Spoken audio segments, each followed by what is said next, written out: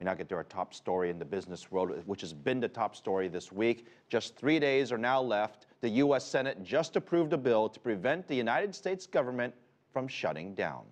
The drama is certainly not over. Both parts of Congress now need to compromise. House leaders will spend this weekend trying to convince Republican Party members to get on board with the Senate bill. Well, and that could be some very tough tasks ahead, as some conservatives want this measure to be linked to another bill.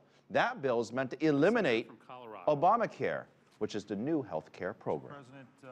Now, the outcome of this ongoing congressional battle in Washington could affect upwards of 2 million government workers and millions more and their families. So the question tonight is, should we brace for a shutdown of the government? And what will the economic impact be? Jessica Stone is at the White House with details. And Phil, at the U.S. Capitol behind me, the U.S. Congress will be back on the job Saturday morning, trying to come to a last-minute deal. At the same time, hundreds of thousands of federal workers are preparing for the possibility that they might not have a job come Tuesday morning. At the Federal Center Metro stop in Washington, D.C., U.S. government employees sound anxious. We are preparing for what happens on Tuesday. We just heard about it today. Yeah, they came out on Tuesday, they're gonna make the decision, and then, yeah, so we just have to see what happens. That's not fair, so the government has to do something. At the Pentagon, things are tough enough already. The U.S. Defense Department is preparing to lay off some 6,000 civilian employees there in October. Then this week, Pentagon managers got this memo warning that, quote, military personnel will not be paid until Congress approves a budget, and, quote, civilian personnel working in non-exempt positions are to be furloughed, end quote. A top U.S. economist, Mark Zandi, told the U.S. Congress earlier this week that a prolonged government shutdown could hurt the economy.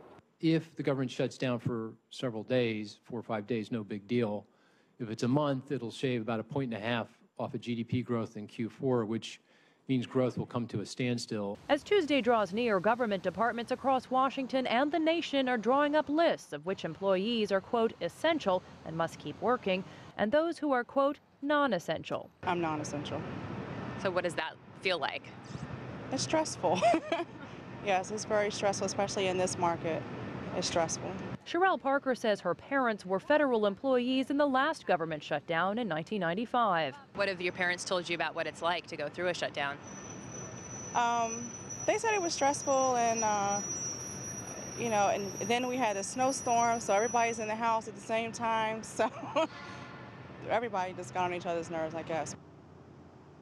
And Phil, one other unfortunate casualty are the tens of thousands of U.S. military veterans who have come home from Iraq and Afghanistan, gotten U.S. federal jobs through a variety of programs that help them do just that. The U.S. Deputy Defense Secretary said today that about a third of some 800,000 furloughs they expect to issue if we do not have a budget extension next week are those types of veterans. Phil? Raising the debt ceiling is simply authorizing the Treasury to pay for what Congress has already authorized. Failure to meet this responsibility would be far more dangerous than a government shutdown. It would effectively be an economic shutdown with impacts not just here, but around the world. The next battle here in Washington is the debt ceiling. The U.S. Treasury has said it will run out of borrowing power on October 17th. It takes congressional approval to raise that debt limit, which is currently set at just a little more than $16 trillion.